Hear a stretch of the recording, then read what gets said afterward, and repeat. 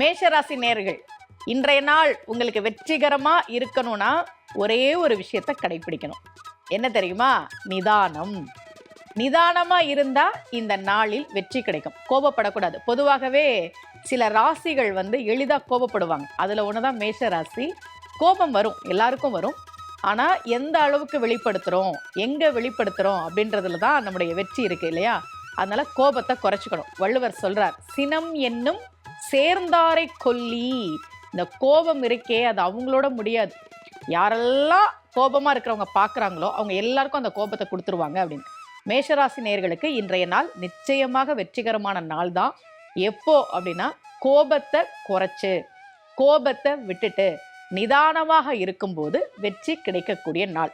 மேஷராசி நேயர்கள் இன்றைய தினம் கோபத்தை விட வேண்டும் என்பதுதான் அவர்களுக்கான பொது பலன்.